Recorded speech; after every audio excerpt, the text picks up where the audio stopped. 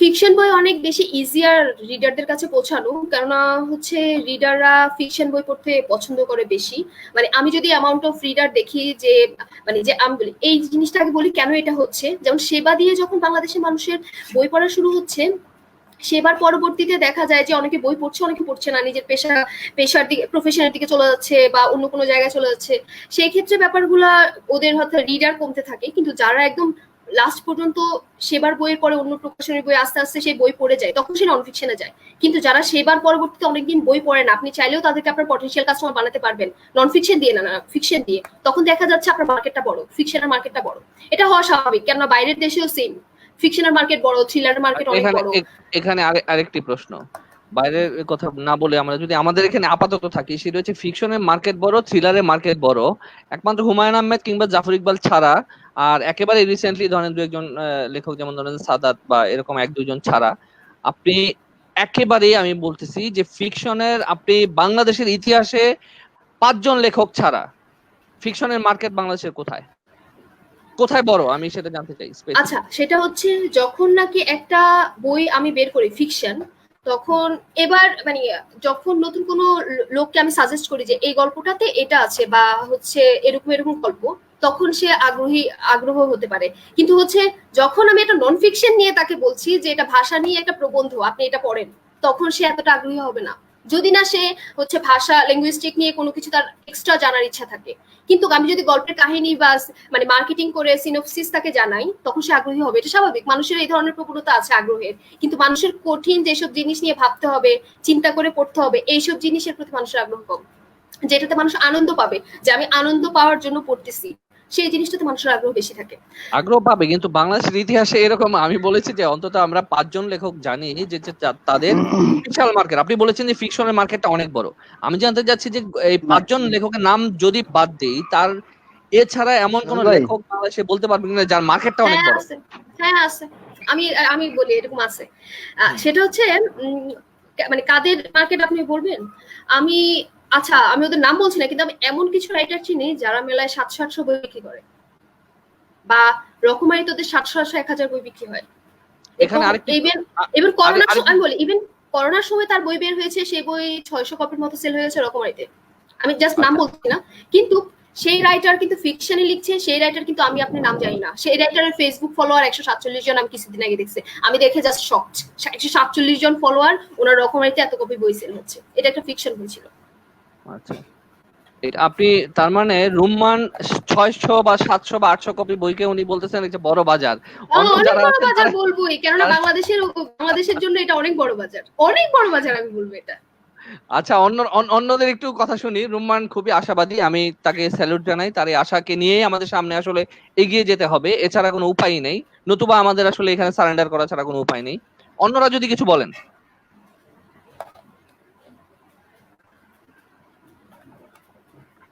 কেউ কিছু বলছে না কেন? আচ্ছা আমি বলবো।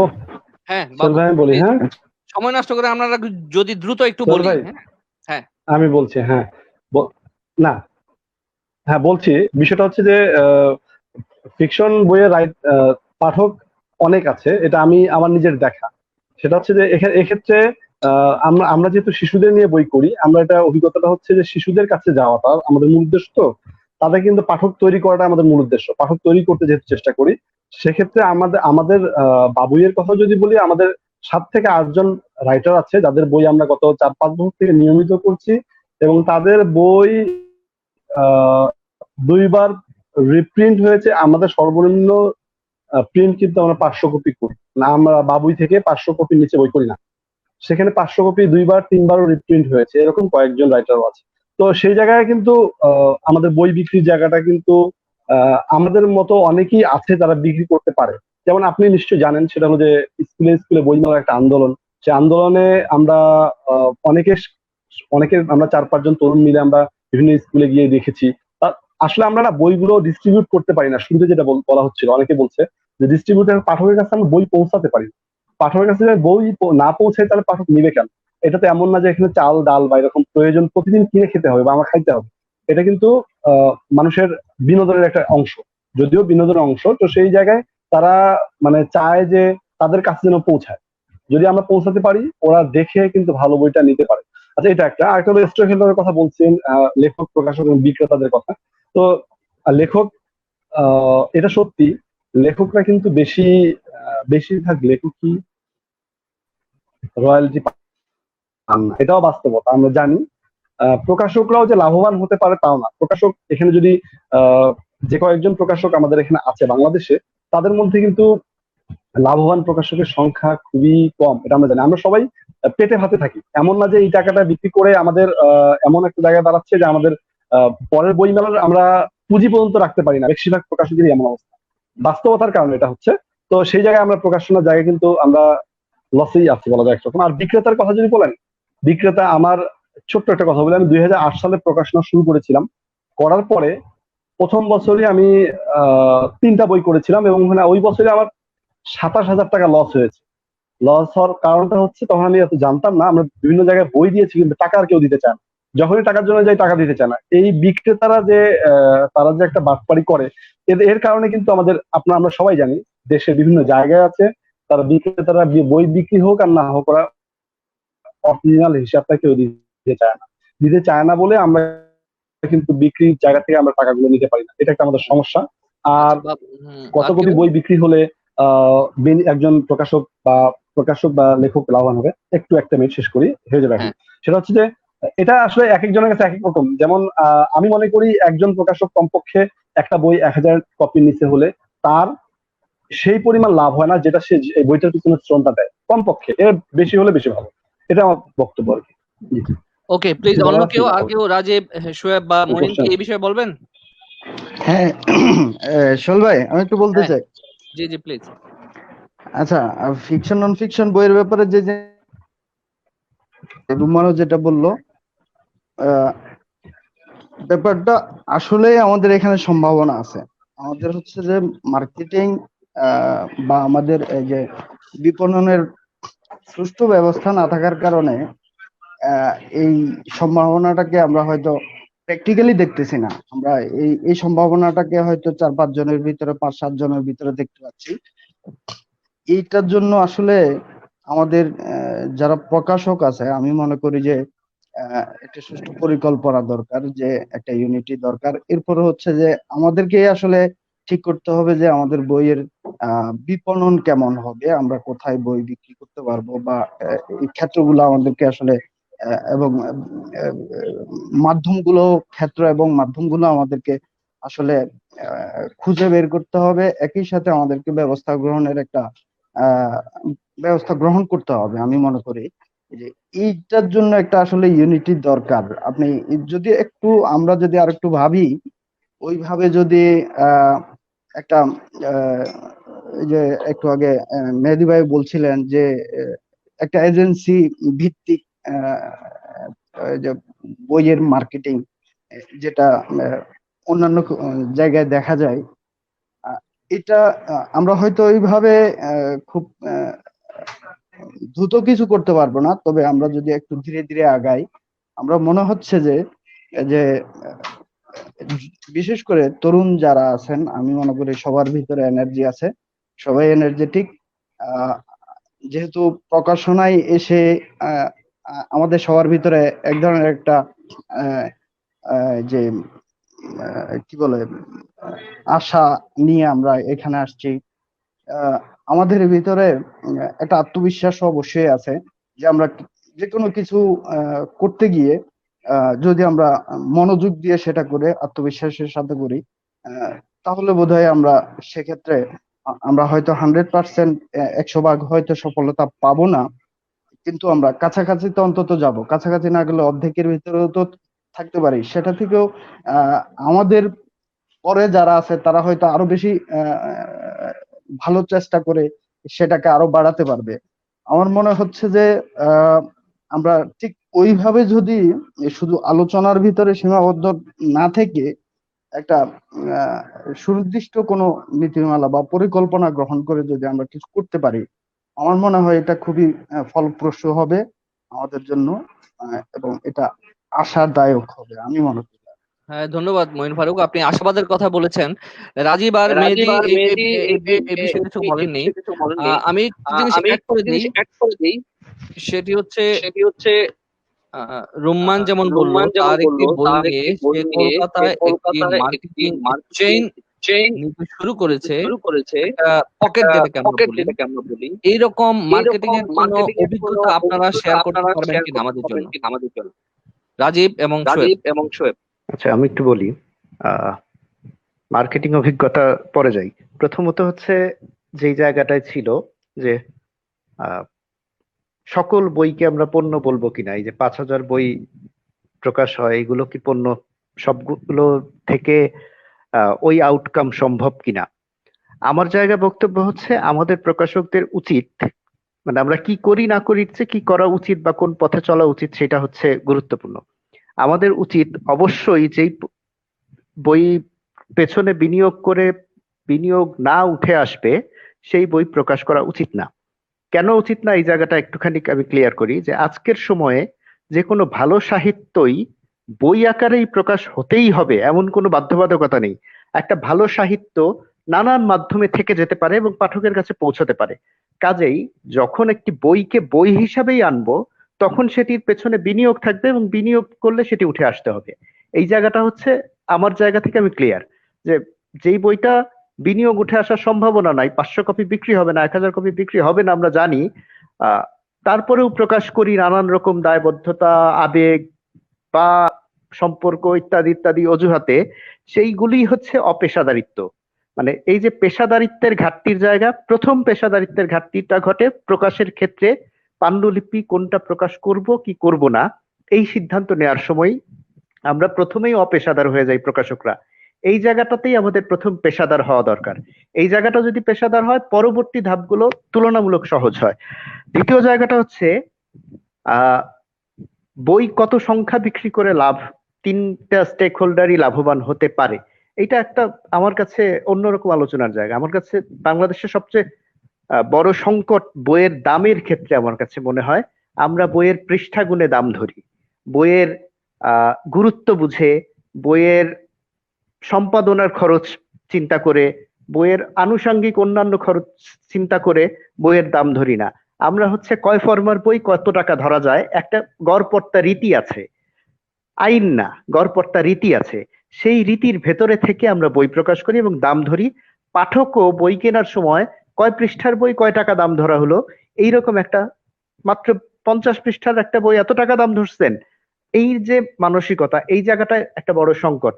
যখনই যেই পণ্যটা আমি উৎপাদন করছি সেই পণ্যের গুণগত মান বিবেচনা ছাড়াই মূল্য ধরতে হয়, পৃষ্ঠা সংখ্যা কোনো গুণগত মানের মূল্যায়ন হতে পারে না।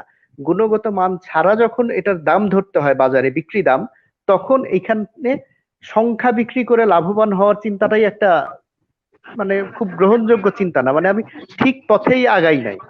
আমার আগানো উচিত ছিল এই বইটা যদি একটা ভালো সম্পাদিত বই হয় তাহলে সেই সম্পাদনা করতে আমার কত টাকা খরচ হয়েছে সেটা এর সঙ্গে যুক্ত করতে হবে।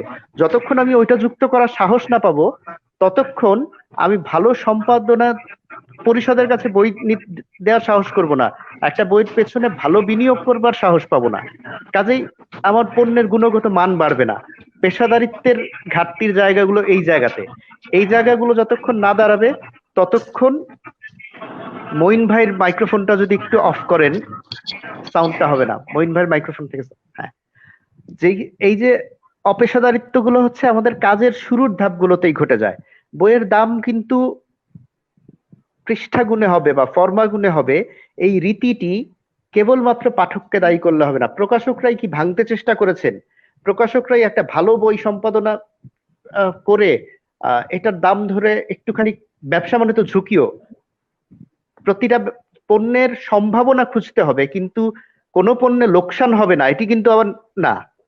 যে কোনো পণ্যের লোকসান হতেই পারে, ব্যবসা করতে আসছি, লোকসান তো হতেই পারে। সেই জায়গাটিতে আমরা কি কখনো ওই ঝুঁকিটি নেই যে একটা বই খুব ভালো করে সম্পাদনা করে একটু বেশি দাম ধরে দেখি কি হয়? এই ঝুঁকিটি আমরা নেয়ার সাহস করি না সাধারণত। সেই জায়গাতে আমাদের পেশাদারিত্বের ঘাটতি হয়। পাঠকের রুচি তৈরি করা প্রকাশকের একটা বড় কাজ। পাঠক কি চায় সেটি প্রকাশ করা আমার দায়িত্ব, নাকি পাঠকের জন্য আমি কি দিতে চাই সেই রুচিটা তৈরি করব, এটি আমার দায়িত্ব। এবং সেই জায়গায় আমরা প্রকাশকরা আদৌ কোনো কাজ করি কিনা এটা খুব গুরুত্বপূর্ণ। আমি গণমাধ্যম নিয়ে পড়াশোনা করেছি, আমি গণমাধ্যমের জায়গায় সবসময় এখন প্রচলিত গণমাধ্যম নিয়ে আমি বলি যে তারা বাজারের চাহিদা পূরণ করে, কিন্তু বাজার তৈরি করাই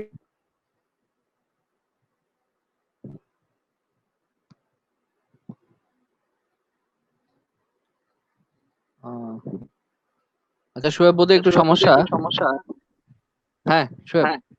যতক্ষণ প্রকাশক পাঠক রুচি তৈরির দিকে মনোযোগী না হয়ে পাঠক কি চায় সেই অনুযায়ী প্রকাশ করতে চান, ততক্ষণ আসলে প্রকাশক পেশাদার প্রকাশক হয়ে ওঠেন না। এই জায়গায় প্রকাশকের পেশাদারিত্বের দৃষ্টিভঙ্গিগুলি এই দিকগুলি হওয়া উচিত। সেই জায়গায় আমরা প্রকাশকরা পিছিয়ে আছি। পিছিয়ে থাকার বড় কারণ হচ্ছে আমাদের সামনে কোনো দিক নির্দেশনা নাই। মানে সত্যি বলতে আমাদের সামনে এমন কোনো অগ্রজ প্রকাশক নাই যাকে দেখে আমি শিখবো, যাকে দেখে তার প্রকাশ ধরে নিতে পারি যে আমরা বাংলাদেশে খুব বিখ্যাত বিখ্যাত কিছু প্রকাশনার নাম বলতে পারি হয়তো, কিন্তু সেই প্রকাশনা সংস্থাগুলির পলিসি কি, তারা কিভাবে কাজ করেন, সেইটা একজন নবীন প্রকাশকের জানার সুযোগ আছে কিনা সেইটাও কিন্তু জানার সুযোগ নাই।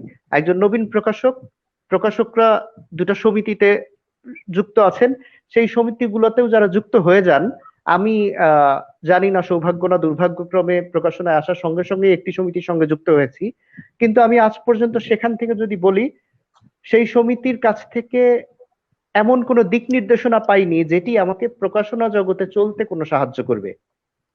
শুধুমাত্র কোথায় কোথায় কয়টা সার্কুলার আছে তার মেইলটা পাঠানো আমাকে, এটা কোনো নেতৃত্বের কাজ হতে পারে না। নেতৃত্বের কাজ এই অনুজ যারা তাদেরকে পথ দেখানো, সেই পথ আমাদেরকে দেখানোর মতো আমাদের সামনে আমরা এখনো হয়তো চিনতে পারিনি বা ধরতে পারিনি, এমনও হতে পারে যে সেই পর্যন্ত যেতে পারিনি, কিন্তু আমি এখনো এই 6 বছরে তেমন কোনো দিক নির্দেশনা পাইনি। এটি আমার জায়গা থেকেও খুব সুস্পষ্ট যে আমি এরকম কোনো দিক নির্দেশনা পাইনি যে তুমি এইভাবে, এটা এইভাবে না করে এইভাবে করো, এইভাবে চলো, এইভাবে করলে তোমার প্রকাশনাটা প্রকাশনা হাউস হবে, এরকম কোনো দিক নির্দেশনা এই 6 বছরে প্রায় সকল বড় প্রকাশকদের সঙ্গে আমার পরিচয় হয়েছে। অনেকের সঙ্গে আমার পারিবারিক সম্পর্ক আছে, অনেকের সঙ্গে আমার নানান অনুষ্ঠানে যাওয়া আসার সম্পর্ক আছে, একসাথে অনেক দেখা হয়, সবই হয়, কিন্তু প্রকাশক হিসাবে অনুজ প্রকাশকদেরকে দিক নির্দেশনা দেওয়ার কোনো কিছু আমি এখনো পাইনি। এটাও আমাদের পেশাদার প্রকাশক গড়ে ওঠার পথে একটা বড় অন্তরায় বলে আমি মনে করি। আচ্ছা শোয়েব ধন্যবাদ। আমরা এখনো পর্যন্ত প্রায় 57 মিনিট কথা বলেছি, কিন্তু আপনাদের সাথে আমার আসলে অনেক বিষয়ে কথা বলার ছিল, আপনাদের কাছ থেকে অনেক কিছু জানার ছিল, কিন্তু সময় কিভাবে চলে যায় আমি জানি না। তো রাজীব কি এই বিষয়ে কিছু বলবেন নাকি আমি নতুন কিছু থ্রো করব? রাজীব, এখন আমরা যদি একটু দ্রুত কথা বলি আর কি, হ্যাঁ শুধু যদি একটু সংক্ষিপ্ত কথা বলি। হ্যাঁ, তো আসলে রুম্মান যেটা বলেছে যে 700 বই বা 500 বই এক বিক্রি হওয়াকে, বা আমার প্রকাশনী থেকে এরকম লেখকের বই বের হয়েছে যে এক মেলাতে 700-800 বিক্রি হয়েছে ফিকশনের বই, কিন্তু এই বইটা পরবর্তী মেলাতে তো 10 কপি বিক্রি হয় নাই। হ্যাঁ, তাইলে আমি কোন বইটার দিকে যাব? যে বইটা আমার এক মেলা এক সিজনে শেষ হয়ে যাচ্ছে সেই বইয়ের দিকে যাব, না যে বইটা আমি টানা 10 বছর পর্যন্ত মার্কেটে আমি বিক্রি করতে পারবো? সেইটা আমার ভিতরে একটা প্রশ্ন মানে দেখা দিয়েছে। দ্বিতীয়ত হচ্ছে যে আমাদের এখানে আসলে কোন ধরনের চেইন নেই, যে আমি যখন এখানে বাইরের দেশে আপনারা ভালো জানেন যে এজেন্সি আছে, লেখকের নিজস্ব এজেন্সি আছে, লেখকের প্রকাশের কাজটা হচ্ছে বইটা বের করা, কিন্তু একজন এজেন্সির মাধ্যম হচ্ছে যে সারা সব জায়গাতে বইটা পৌঁছানো এবং এইটার বিনিয়োগটা তুলে আনার ক্ষেত্রে সহায়তা করা, এবং লেখকের রয়্যালিটি লেখক মানে নিয়ে নিচ্ছেন। তো এই জায়গা থেকে আপনি দেখেন যে আমাদের দেশে আসলে এই যে শোয়েব ভাই বলছেন যে আমাদের দিক নির্দেশনা নাই, এটা একটা সত্য জিনিস, একেবারে সত্য। আর আমি তো মনে করি যে একটা মানে সাগরে এসে পড়েছি, যখন 2 বছর লস, 3 বছর লস, 4 বছর লস। এখন আমার ভিতরে যে স্বপ্নটা আছে যে আমি প্রকাশনাতে, আমার বয়স কত হয়েছে, 5, 6 বছর, 7 বছর, আমি 10 বছর বা এক যুগ গেলে আমি দেখি কোন জায়গায় দাঁড়িয়েছে। কিন্তু এটা সত্য যে আমাদের ভিন্ন ভিন্ন মানে বৈচিত্র্যময় মানে বৈচিত্র্যময় মানে বিষয় নিয়ে কিন্তু আমার কাজের জায়গাগুলার স্পেস গুলো আমার তৈরি হয়েছে। তো এই স্পেস জায়গা থেকে দেখেন আমি অনুবাদের বইয়ের দিকে গিয়েছি। অনুবাদের বই কি হয়, আমি কপিরাইট নিয়েছি, নমচমস্কির আমি 3টা বই কপিরাইট আমি কিনে নিয়ে এসেছি। এই কপিরাইট কিনে নিয়ে এসে তারপর এটাকে সম্পাদনা করা, এটাকে অনুবাদকের রয়্যালিটি ধরে সবকিছু ধরে একটা বইয়ের মূল্য আমাকে কত নির্ধারণ করতে হচ্ছে। এর মূল্য এখন 200 পৃষ্ঠা একটা বইয়ের মূল্য আপনি 600 টাকা ধরে রাখেন, কজন পাঠক কিনবে? সেটা আমার মাথায় বিবেচনা মানে রাখতে হচ্ছে। কিন্তু সেই জায়গা থেকে আমাদের বই 1000 সেল করা এই বইটা একসাথে বিক্রি না হয়ে সেইটা পর্যায়ক্রমে যদি বছরের পর বছর বিক্রি হতেই থাকে, সেটাও একটা ব্যাপার। আর একটা কখন কোন বইটা, যে বইটা আজকে প্রকাশ হওয়ার পর কালকে এটা কোন আবেদন আমি দেখতে পাচ্ছি না, আবার এক পরের বছর দেখা যাচ্ছে এই বইটার প্রতি একটা বিশেষ একটা ঝোঁক তৈরি হয়ে যাচ্ছে, সেই সম্ভাবনা কিন্তু আমাদের থেকে যায়। তো আমি ওসব ক্ষেত্রে এতটা হতাশ না। তো আমাদের দরকার হচ্ছে আসলে এখন সম্মিলিত ভাবে, মানে যে দেশি দশ যদি কাপড়ের দোকান হতে পারে, দেশি দশ কেন একটা বইয়ের দোকান হতে পারে না? কিছু না, আমাদের প্রত্যেকটা বিভাগীয় শহরগুলোতে যদি এই ধরনের মানে আমরা অনেক প্রকাশক মিলে তো আমরা চাইলে যে এই ধরনের একটা শপ আমরা দিতে পারি, শুধু আমাদের বইয়ের বাইরে বই রাখতে পারি আমরা। আপনি দেখেন, আমি ক্যাটালগ আমার প্রকাশনীর 200-র উপরে আমার কবিতার বই আছে, উপন্যাস আছে, গল্প আছে। এখান থেকে কয়টা বই একজন এই যে যারা ওই সারা দেশে ঘুরেন এজেন্সির লোকরা, হ্যাঁ, এই যে আপনার ক্যাটালগ নিয়ে, আমি ক্যাটালগ দেওয়ার পর এখান থেকে 10টা বইও তো তারা মানে আমার কাছ থেকে নিচ্ছে না। শুধুমাত্র ব্যক্তিগত খাতিরে তো কয়েকটা লাইব্রেরিতে আমি বই দিতে পারছি। সেই জায়গা থেকে সৃজনশীল বই রাখার যে দোকানগুলা, এটা একটা অপ্রতুলতা আছে। আর সত্যি কথা হচ্ছে রকমারি.com এর মাধ্যমে যেখানে আমার 200টা আইটেমের আমি মানুষ জেনে নিতে পারছে, সেইটা একটা মনে করেন রাজশাহী বলেন বা রংপুর মনে করেন, সেই জায়গায় একটা দোকানে কিন্তু সেই জিনিসটা হচ্ছে না। আমি অনেক বই পাঠিয়েছি যে একটা বই রেখেই রয়ে গেছে, 2 বছর পর আমার কাছে ফেরত আসছে। আমরা আসলে একটা ইয়ের মধ্যে আছি, একটা গোলক ধাঁধার মধ্যে আমরা আছি আসলে। তবে হ্যাঁ, একটা প্রকাশনীকে ঘিরে কিন্তু এক ধরনের পাঠক তৈরি হয়ে যায়, অবশ্যই তৈরি হয়ে যায় পাঠক। যেন আমি কবিতার বই বের করেছি, আমি জানি যে এখন আমার একটা কবিতার বই কতটুকু সেল হতে পারে, বা আমি এই কবিতার বই বের করে কাদের কাছে নক করব। এই ধরনের 200-300 মানে 7-8 বছরে একটা প্রকাশনী মানে তৈরি হয়ে যায়। এবং তাকে ওই টেস্ট দেওয়ার জন্য আমাদের কয়টা বই রিভিউ হয়, আমাদের বই রিভিউ এরকম কোনো ধরনের আমাদের কি কোনো ম্যাগাজিন বের হয়, আমার বিজ্ঞাপনগুলা কি সব জায়গায় করতে পারছি কিনা, আমার সব জায়গায় কি আমাদের ব্যানার ফেস্টুন কি টাঙাতে পারছি কিনা। হ্যাঁ, এবং আপনি দেখেন জাতীয় গ্রন্থাগারে অনেকগুলো বই মেলা হয়, সরকার কিন্তু দিচ্ছে, আমি বলবো সরকার অবশ্যই দিচ্ছে। আপনি দেখেন জাতীয় গ্রন্থাগার এবং জেলা প্রশাসন মিলে অনেকগুলো, সিলেটের সর্বশেষ যে বই মেলাটা হয়েছিল আপনি শুনে অবাক হবেন, আলিয়া মাদ্রাসা মাঠে 80টার মতো স্টল দিয়েছে। মানে ওরা জানেই না যে কয়টা প্রকাশন নিয়ে আসবে। পরিশেষে দেখা যায় এখানে 40টা প্রকাশক অংশ নিয়েছে, বাকিগুলো হচ্ছে বিভিন্ন ধরনের স্টল দিয়েছে এবং কোনো ধরনের প্রচার নাই। একজন পাঠক একজন জানে না যে এখানে যে একটা মেলা হচ্ছে। এই ধরনের কালচার কিন্তু আমাদের সব জায়গাতে, আপনি বলে ময়মনসিংহ মেলা হয়, টাঙ্গাইল বই মেলা হয়, এবং আমরা আসলে পাঠকদের কাছে আমরা আমাদের বইগুলাকে তুলে ধরতে পারছি না। এই তুলে ধরে না কেন পারছি না, কেন এই জায়গায় এই গ্যাপগুলা নিয়ে আসলে আমাদের কাজ করা উচিত। আমি মনে করবো এখানে আমরা যারা সমসাময়িক যারা এই তরুণরা আমরা প্রকাশনাতে আছি, আমরা সম্মিলিত ভাবে আমাদের এখন আসলে কিছু করা উচিত। সোহেল ভাই, মানে এই হচ্ছে আমার বক্তব্য আর কি। তো আমি এই ব্যাপারে আর আসলে কিছু বলতে চাই না, যে আসলে সবাই এই জিনিসগুলা বলেছে, যে আমি আমার চৈতন্য জায়গা থেকে বলেছি যে আসলে একটা বইয়ের দীর্ঘদিন মার্কেটে আসলে মানে আবেদন থাকা উচিত। আবার কোন বই হচ্ছে যে এক মেলা শেষ হলে পরে বই মানে 2 কপি বিক্রি হয় না, এমন লেখক এমনও আছে। তো ওই জায়গা থেকে আসলে আমাদের সম্ভাবনা আছে, এই সম্ভাবনা জায়গাগুলোকে ধরে আমাদের আসলে কাজ করা উচিত। আর হচ্ছে যে বই সব জায়গাতে বইয়ের বিপণন, বইয়ের রিভিউ করার জন্য আসলে সম্মিলিত প্রচেষ্টা ছাড়া সেটা একজন প্রকাশকের পক্ষে বাংলাদেশে এটা কখনোই সম্ভব হবে না। চল ভাই। আচ্ছা, রাজীব আপনাকে ধন্যবাদ। আসলে আমাদের কিভাবে সময় চলে গেল খুবই খারাপ লাগছে। আপনারা সবই ড্যাশিং এবং ইয়ং পাবলিশার, আপনাদের কাছ থেকে অনেক কিছু জানা ছিল। তবে আজকে কয়েকটি বিষয় আমরা স্পেসিফিক জানতে পারলাম, সেটা হচ্ছে যে শোয়েব যেটা বলেছেন, আমাদের যারা তরুণ প্রকাশক তাদের সামনে আমাদের অগ্রজ প্রকাশকদের একেবারেই কোনো ধরনের দিক নির্দেশনা নেই, কোনো ধরনের গাইডলাইন নেই। এটি একটি খুবই গুরুত্বপূর্ণ এবং ইম্পর্টেন্ট একটি ব্যাপার। রাজীব যেটা শুরু করেছিল যে তার একেবারে সে অপেশাদারী একটি মনোভাব দিয়ে প্রকাশনা শুরু করেছে। তারপরে মঈন ফারুক যেটা বলে সবচেয়ে ভালো লেগেছে আজকে রুম্মান তাসফিফ যে কথাটি বললো, তার যে কনফিডেন্স, তার যে মানে তার প্রতি যে আস্থার একটি জায়গা আছে নিজের প্রতি, এটি খুবই গুরুত্বপূর্ণ। এবং আমি একটু বলি, একটা কথা বলতে চাই, আমি আবার আমি একটা হ্যাঁ কথা বলতে চাই। তাসফিফ শোয়েব বলবো ভাইয়ের আমি। একটা কথাকে, শোয়েব ভাইয়ের একটা কথাকে আমি না করতে চাই আগে। আমি কথাটা তখনই বলতাম, কিন্তু রাজীব ভাইয়া বলেনি এর জন্য। সেটা হচ্ছে বললো যে গুড লিডার নাই, এটা আমি ভুল বলবো। কারণ আমি কিন্তু নিজে একা হুট করে, মানে আমার ফ্যামিলি রিলেটেড কোনো বিজনেস না, এটা নিজে শুরু করেছি। আমি প্রথমে রাজীব ভাইয়ার মাধ্যমে হচ্ছে বিজনেসটা বোঝার চেষ্টা করেছিলাম, ওনার স্টলে কাজ করেছিলাম। এবং আমি যে এবার মেলায় স্টল নিয়েছি, মানে যার কথাই নিয়েছি, একটা কথাই এরকম ছিল যে আমি তার জাস্ট তার এক্সপিরিয়েন্সটা আমাকে বলছি, সেটা হচ্ছে শোয়েব ভাই, যে আমি মেলায় হুট করে স্টল নিয়েছি। আমি তার কাছে গিয়েছিলাম যে হচ্ছে আমার বইগুলা সে পরিবেশক হবে কিনা, এবং আমি বলছিলাম যে হ্যাঁ আমার 20টার উপরে বই হবে।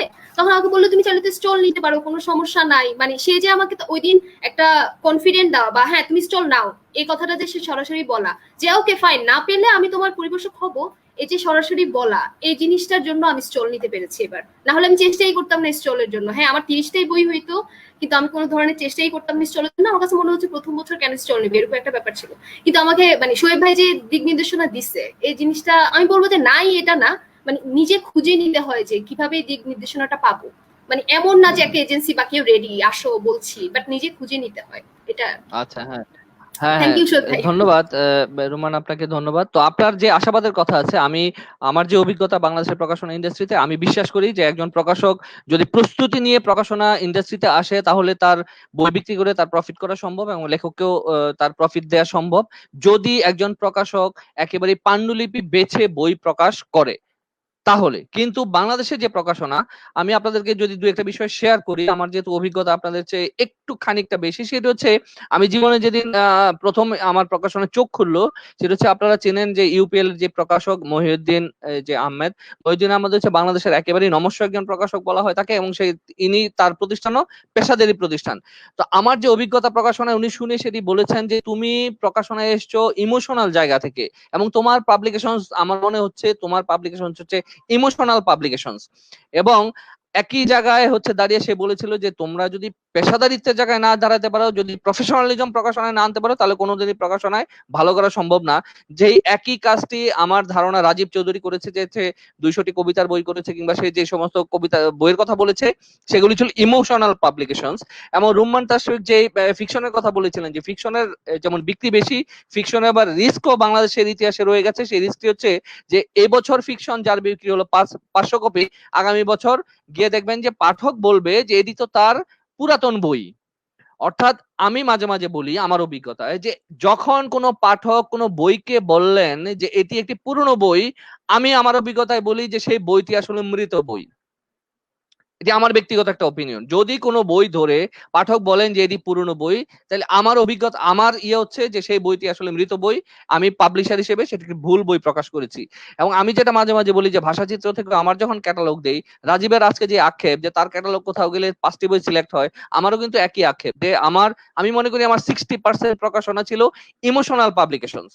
আমি ভুল বলবো না, আমি যে বইটি করেছি আমি নিশ্চয়ই লেখককে ভালোবেসেই করেছি, পাণ্ডুলিপিকে ভালোবেসেই করেছি, কিন্তু একজন প্রকাশক হিসেবে পেশাদারি ভাবে মাথা উঁচু করে এবং লেখক প্রকাশকের যে সম্পর্ক রেখে রয়্যালটি দিয়ে সেই বই প্রকাশনার ক্ষেত্রে, এগুলি ছিল আমাদের ভুল ডিসিশন। ধরেন আমি একটি বই করলাম, কামরুজ্জামান কামুর কবিতার বইটির নাম হচ্ছে মামুজির নৌকায়। আমি যদি পেশাদার পাবলিশার হতাম, আজকে আমার যে অভিজ্ঞতা, তাহলে এই নামে আমি বই প্রকাশ করতাম না। আমি তাকে বাধা দিতাম যে মামুজির নৌকা একটা বইয়ের নামই হতে পারে না, আমি পাবলিশার করব না। এখন আসলে তো আমি করব না। এখন কোন পাবলিশার এলে, কোন রাইটার এলে, আমি কিন্তু নাম নিয়ে ভাঁজ করি, আমি কিন্তু নাম নিয়ে ডিবেট করি, আমি কিন্তু নাম চেঞ্জ করতে বলি, আমি প্রচ্ছদ নিয়ে ডিবেট করি। যদি না করি আমি থেকে বই করব না, কোনো সমস্যা নেই। এই যে ডিবেট করার মতো পাবলিশারদের যে মেন্টালিটি, এটি পেশাদারিত্ব আমার মনে হয়।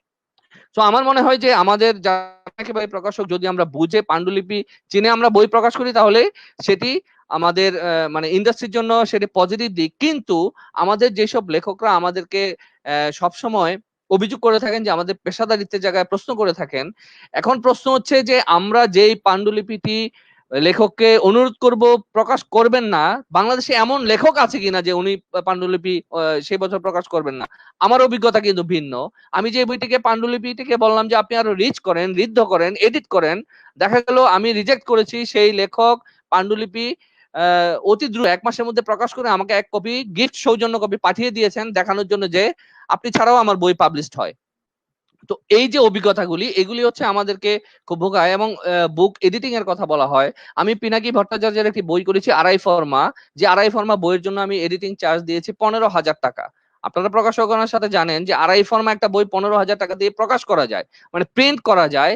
সেই একটি বইয়ের আড়াই ফর্মা মানে হচ্ছে 32 পেজ 40 পেজ বই, কিন্তু সে বইটা এতই ম্যাটার হবে আসলে 2 ফর্মা, ম্যাটার হবে হয়তো 30 থেকে 32 পেজ। আমি 15,000 টাকা গুনে গুনে দিয়েছি রাখাল রাহাকে, এটা ভবিষ্যতে বলার জন্য যে একটি বই পেশাদারি আমরা চাইলে করতে পারি, কিন্তু যেহেতু পিনাকি ভট্টাচার্যের বই সেই জন্য আমরা কিন্তু সেই টাকাটা খরচ করেছি।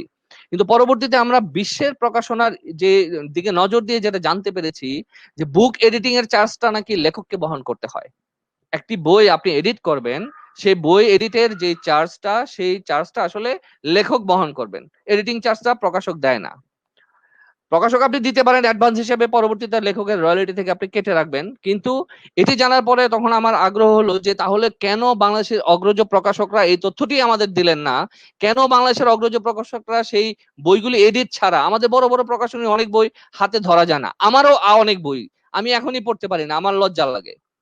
তার মানে এই যে যে না জানার ব্যাপারটা, অর্থাৎ আমরা ইনভেস্ট করে ক্লান্ত হয়ে যাই, আমরা এডিট করতে পারি না, আমরা ইনভেস্ট করে ক্লান্ত হয়ে যাই, আমরা প্রমোশন বা প্রকাশ করতে পারি না, প্রচার করতে পারি না, এই জন্য আমাদের বইগুলি আসলে বিক্রির বাইরে থেকে যায়। কিন্তু আমি একান্তভাবে এখন বিশ্বাস করি, আমার অভিজ্ঞতায় রুম্মানের সাথে আমিও একমত, যে আমরা যদি বই চুজ করে পাণ্ডুলিপি নিতে পারি, সেই বই দিয়ে বিক্রি করে বিজনেস করা সম্ভব।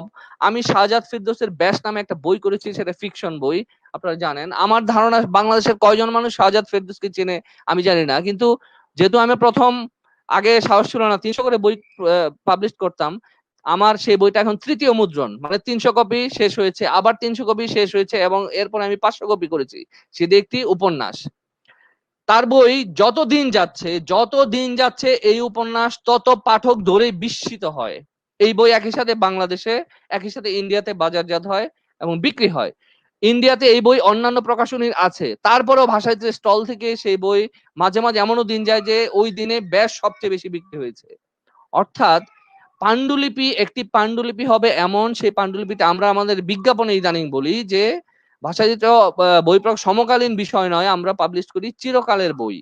অর্থাৎ আমাদের লেখকদেরও প্রকাশকদেরকে পেশাদার হওয়ার জন্য নিরন্তর তারা যেই তাগিদটা দিয়ে থাকেন, আমরা এখন বলতে পারি যে লেখকদেরও পাণ্ডুলিপি নিয়ে আসলে ভাবনার অনেক বিষয় আছে। আমাদের লেখকদের পাণ্ডুলিপি কেন পরের বছর পাঠকরা কেন বলবেন যে বইটি পুরাতন বই? আমি এখানে নাম না ধরি, আমাদের এই 6 জনের মধ্যে একজন প্রকাশকের একজন বেস্ট সেলার রাইটার ছিল, তার সাথে রাত 2টার সময় আমার চ্যাট হচ্ছে যে ভাই কি খবর, আপনার বই মেলার কি অবস্থা? সে বললো যে না খুব খারাপ। আমি বললাম কেন, আপনার তো একটা বেস্ট সেলার রাইটার আছে। বেস্ট সেলার এই জন্য বললাম যে আগের বছর রকমারির সেরা 10 বিক্রেতার একজন বই, সেই বই করলো রাজীব। তো আমি বললাম আপনার তো বেস্ট সেলার রাইটার। তখন বললো যে ভাই তার তো ফেসবুক অ্যাকাউন্ট নাই, তার ফেসবুক অ্যাকাউন্ট ব্লক। তার মানে আপনারা একটু যদি জাজ করেন, আমি একই কথা পাঠকদেরও বলছি, আমাদের যারা নতুন লেখক আছে তাদেরকে বলছি, এবং প্রকাশকদেরও বলছি। অর্থাৎ একজন লেখক তার ফেসবুক অ্যাকাউন্ট আছে বলে সে ক্রমাগত জনসংযোগ করে যাচ্ছে, সে ক্রমাগত পাঠকদের সাথে সংযোগ করে যাচ্ছে, এবং সে হয়তো মার্কেটিংটা করছে বলে তার বই বেস্টসেলার তালিকায় উঠতেছে। যখনই তার ফেসবুক অ্যাকাউন্ট নেই, তখন তার বইটা সেই যে প্রকাশক করতেছেন তার বই বিক্রি হচ্ছে 10-15 কপি বা 20 কপি বা 30 কপি বা 50 কপি। অথচ আমি যে শাহজাদ ফেরদৌসের কথা বললাম, তার তো কোনো ফেসবুক অ্যাকাউন্ট নেই, কিংবা সে কোনো মার্কেটিং করে না। তার ফেসবুক অ্যাকাউন্ট হয়তো আছে, কেমন আছেন, ভালো আছি, আসসালামু আলাইকুম, ওয়ালাইকুম সালাম। তার কোনো মার্কেটিং নাই, তার কোনো জনসংযোগ নাই, কিন্তু তার বই কেন আমাকে 3-4 বার ছাপতে হয়? এবং আমি বলি যে ভাষাচিত্রের যদি আমি 2টা বই বলি উল্লেখযোগ্য, তার মধ্যে একটি হচ্ছে শাহজাদ ফেরদৌসের ব্যাস। তার মানে এই যে পাণ্ডুলিপি চেনার যে ব্যাপার, রুম্মান যে বইগুলি এখন করছে, যে বইগুলি অনুবাদ, বা রাজীব আজকে যে অনুবাদ বইগুলি করতেছে, অর্থাৎ যে বইগুলি চিরস্থায়ী একটা মার্কেট আছে, সেই বইগুলি নিয়ে আমাদের মনোযোগ দেওয়া উচিত। এখন যদি আমরা খুব সংক্ষিপ্ত ভাবে একটু বলতে পারি, এই যে গত 3 মাস গেল, যেটা দিয়ে আমরা কথা শুরু করা উচিত ছিল, আপনারা প্রকাশনের জায়গা থেকে আপনারা যদি একটু বলেন যে আমাদের যে বিজনেস, আপনারা দেখবেন 1 ঘন্টা 14 মিনিট হয়ে গেছে, আমাদের যে প্রকাশনা আমরা যদি বিজনেস বলে থাকি, আমাদের এটা পেশা, আমাদের এখন সংসার চালাইতে হয়, এই পেশা দিয়ে আমরা থাকতে হয়, আমরা লেখককে রয়্যালটি দিতে হয় এবং একই সাথে আমাদের ভবিষ্যতে চিন্তা করতে হয়। গত 3 মাস বা 4 মাস বর্তমানে আমাদের দেশে যেভাবে প্রকাশনা ইন্ডাস্ট্রিটা চলছে, যেভাবে আমরা বই বিক্রি করে অভ্যস্ত, আমাদের এর বিজনেস হিসেবে আপনারা এখন কি ভাবছেন যে হার্ড কপি দিয়ে আমাদের এগোতে হবে নাকি আমাদের সফট কপির দিকে যেতে হবে? আপনাদের কি মনে হয়, বা এই বিজনেস থেকে আমাদের বাঁচার উপায় কি? আপনারা একটু নিজে নিজে যদি একজন থেকে আরেকজন নিয়ে নেন তাহলে সময়টা কম লাগবে এখন। আচ্ছা, হার্ড কপি থেকে সফট কপিতে যেতে হওয়ার জন্য এখনকার সময়ের বাস্তবতা জরুরি না। হার্ড কপি থেকে সফট কপি বলতে সফট কপি একটা জায়গা আমাদের অবশ্যই তৈরি করা উচিত সময়ের সাথে তাল মেলানোর জন্য। মানে সময় আগাচ্ছে, বিজ্ঞান আগাচ্ছে, প্রযুক্তি আগাচ্ছে, মানুষ ব্যস্ত হচ্ছে, এই সময়ে নিশ্চিতভাবেই ইবুকের দিকে আমাদের আগানো উচিত। কিন্তু হার্ড কপির বিকল্প ইবুক না। হার্ড কপি বই হিসেবে হার্ড কপির আবেদন আমার ব্যক্তি হিসেবে আমি মনে করি যে এটা কোনোদিনই শেষ হবে না। পত্রিকার আবেদন শেষ হতে পারে, কাগজের পত্রিকার আবেদন শেষ হলেও কাগজের বইয়ের আবেদন শেষ হবে না। এটা একরকম আবেগের জায়গা থেকে হোক বা একরকম প্রয়োজনের জায়গায় হোক, একটা বই হাতে নেয়ার যে অনুভূতি, সেই অনুভূতি থেকেই হোক, কাগজের বইয়ের বিকল্প ইবুক না। ইবুক আমাদের সময়ের সাথে তাল মেলাতে আলাদাভাবেই মনোযোগ দেওয়া উচিত। সেই জায়গায় আমরা খুব বেশি আগ্রহী না কেন যেন, ব্যক্তি আমিও অনেক জায়গা থেকে অনেক ডাক পাওয়ার পরেও ইবুকে নিয়ে কিছুই কাজ করতে পারি নাই, করিটাই। এটা কেমন যেন এক ধরনের অনীহা আমাদের। এই জায়গা থেকে বের হয়ে ইবুকে আগানো উচিত। করোনাকালীন ব্যবসার যে বাস্তবতা, সেই বাস্তবতা আসলে শুধু বইয়ের ব্যবসা তো না, সেই বাস্তবতা সকল ব্যবসায়ী একরকম ক্ষতির শিকার হচ্ছে। বইয়ের ক্ষেত্রে যেটা আরো বেশি সময় দীর্ঘস্থায়ী হবে বলে আমার মনে হয়, কারণ বই তো ওই যে প্রথম দিকে ছিল যে ভাত মাছ না, যে এটা খেতেই হবে। বই যখন সারা দেশের মানুষেরই অর্থনৈতিকভাবে একরকম চাপে পড়ছে, তখন কি কি বিয়োগ করবে, তার মূল ব্যয় থেকে কি কি বাদ দিবে, সেইটা চিন্তা করতে গেলে প্রথম দিকে যা যা বাদ দিবে তা হচ্ছে শিল্প, সাহিত্য, সংস্কৃতি। মানে মননের যে যা কিছু প্রয়োজন, মনের প্রয়োজনগুলোকে বাদ দিবে। এটা খুব স্বাভাবিক হিসাব। কাজেই সেই জায়গায় নিয়ে খুব বেশি কাজ করে সমাধান নাই। এই জায়গা থেকে সময়ের উপর নির্ভর করে বের হয়ে আসতে হবে, এটা আমার একেবারেই মনে হয়। জি প্লিজ অন্যরা। আচ্ছা, আমি আগে দুইটা কথা আগে বলি। সেটা হচ্ছে, ভাইয়া বলছিল যে পেজ গুণে আমরা বইয়ের ফর্মা ধরি, তখন আমি এবার 90% মানে আমার কোনো বই কখনো পেজ ধরে ধরি না। সেটা হচ্ছে আমার টোটাল কস্ট হিসাব করি, আমার এডিটিং এ কত গেছে, আমি কাকে 6000 10,000 এডিটিং এর জন্য দিছি, ইভেন আমি অনুবাদককে কত দিব, এগুলা সব হিসাব করি। করার পরে হচ্ছে আমি বইয়ের দাম ধরি। তখন দেখা যায় যে আমার কিছু বইয়ের দাম অনেক বেশি, আবার পেপার ব্যাগ হালকা, দেখতে কেমন। এই জন্য স্টলে এসে আমাকে হচ্ছে নতুন প্রকাশনী যারা প্রচুর মেলায় আসে বা তারা মেলায় নিজেকে অনেক পাওয়ারফুল মনে করে, তারা এসে একজন আমার স্টলের সামনে ভাঙচুর করে ফেলবে, এরকম একটা ব্যাপার। সে বইটা আমার স্টলে ইভেন ঠাস করে ছুঁড়ে মারছে। তখন আমার সাথে স্টলে অন্য যারা ছিল তারা চাচ্ছিল যে যত গুড মানে যত ভালো ব্যবহার করে তাকে কন্ট্রোল করা যায়। কিন্তু আমি তখন স্টল থেকে বের হয়ে আসলাম। তখন আমি বললাম যে আমি যখন এখানে দাঁড়াই তখন আমি প্রকাশক না, এবার আপনি আমার সাথে কথা বলতে আসেন, আমি স্টলের মালিক, কোনো প্রকাশক না। আপনার আমার বইয়ের দাম বেশি বলে আপনি আমাকে অ্যাটাক করতে আসতেছেন। আমার ইচ্ছা, আমি যেভাবে বইয়ের লাভ রাখবো, এটা আমার ব্যবসা, সেই অনুযায়ী আমি দাম রাখছি। মানে এই ধরনের প্রবলেমও মানুষ ফেস করে, যেহেতু আমি বইয়ের ফর্মা অনুযায়ী বা পৃষ্ঠা অনুযায়ী দাম রাখি না। আমার বই হচ্ছে আমার কারা গ্রাহক তাদের অনুযায়ী দাম। যেমন আমার যদি ইয়াংরা গ্রাহক হয়, ওদের ইনকাম নিজেদের সোর্স থাকে না, আমি দাম কমায় দিই। আবার যখন আমি দেখি যে আমার একটু যারা প্রফেশন বা যারা ব্যবসা করছে বা চাকরি করছে ওরা আমার গ্রাহক, তখন আমি দাম বাড়িয়ে দিই, শেষ। এবং অনেক বাড়াই, এটা আমি ইচ্ছাকৃত ভাবেই করি। তারপর হচ্ছে আরেকটা ভাইয়া, খন্দকার ভাইয়া একটা বলেছিলেন ইয়া নিয়ে, যে হচ্ছে আমরা না করে দেই কিনা বইয়ের নামের জন্য। একজনের কবিতা আমার খুব ভালো লেগেছে, উনি আমাকে পাণ্ডুলিপি দিয়েছেন, তখন আমি ওনাকে না করে দিই বইয়ের নামটার জন্য। এবং ওনার বই, ওনার একটা অনেক নামী প্রকাশনী, দীর্ঘদিনের 25 বছর হবে হয়তো বা তার প্রকাশনী, সেটা সেই প্রকাশক প্রকাশ করেছে এবং মানে সেই কবিতার বই প্রচুর বিক্রি হয়েছে। কিন্তু আমি একদম সরাসরি ওনাকে বলেছি আপনার নাম না চেঞ্জ করলে আমি এটা করবো না। এটার কারণ এরকম ছিল, কারণ আমার কাছে মনে হচ্ছিল যে এটা একটা সুফিজম কবিতার নাম, উনি নিয়ে আসতে কোথা থেকে। এটা সুফিজম কবিতা ছিল না ভিতরে, সমসাময়িক কিছু কবিতা ছিল ভিতরে। তখন এটা নিয়ে ওনার সাথে আমার একটু সমস্যা হয়েছে। তখন বলছে না, মানে উনি অনেক কিছু ব্যাখ্যা দেওয়ার চেষ্টা করছে, বাট যার মাধ্যমে আমার সেই লেখকের সাথে পরিচয় হয়েছে, এরা দুইজনই দেখলাম যে আমার সাথে মানে আমার এই প্রফেশনালিজমটাকে পছন্দ করেছে, বা কেউ কখনো আমার সাথে এটা নিয়ে কোনো কথা বলেনি। লেখক, কবি এবং যার মাধ্যমে আমার পরিচয় হয়েছে, দুজনের সাথে আমার ভালো সম্পর্ক আছে এখন পর্যন্ত। এটা আমি বলবো ওরাও আমার প্রফেশনালিজম ব্যাপারটা বুঝতে পেরেছে। কিন্তু এখন অন্য কোনো, আমি কেন এই প্রফেশনালিজম কথাটা বলছি, এটা কেন করা উচিত, এতে যেটা হচ্ছে আমার কিন্তু ওদের সাথে সম্পর্ক খারাপ হচ্ছে না, মুখ দেখলে অন্যদিকে তাকাতে হচ্ছে না। এই যে আমি সরাসরি বলা আমার সমস্যাটা, এটার কারণে অন্য প্রকাশকদের ক্ষেত্রে যেটা হয়, শুরুতেই আমাকে এরকম অনেক লেখক এসে বলে যে প্রকাশকরা এই করেছে, তো এই জিনিসটা আমার নামে বলতে গেলে তারা ভাববে যে আমি কি জন্য, তারা বলবে, কারণ আমি তো সরাসরি তাকে বলছি আমার সমস্যা, যে আমি এটার জন্য পারতেছি না। কারণ এই ব্যাপারটা একটু সমস্যা হয়ে যায় বাংলাদেশে। এই জন্য দেখা যায় যে অনেক সময় আমি যে প্রকাশক হিসেবে আমাকে এমন কিছু প্রশ্ন শুনতে হয় যে এই করছে ওই প্রকাশক, তখন আমি বলি প্লিজ আমাকে অন্য জনের এক্সাম্পল দিবেন না, আপনি আমার সাথে কাজ করতে আসছেন, শুধু আমার এক্সাম্পল দিয়ে আমার সাথে কাজ করবেন।